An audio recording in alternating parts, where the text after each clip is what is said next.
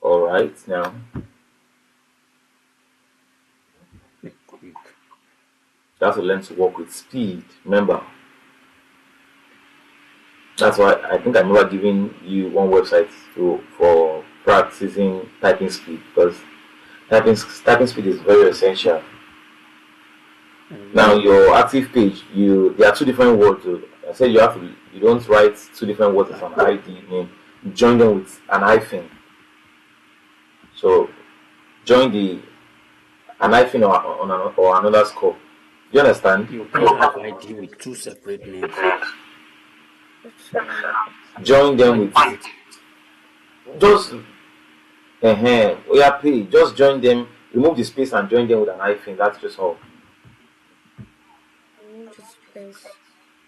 The space in between after active and page. No space in between. All right, now an hyphen just to separate them.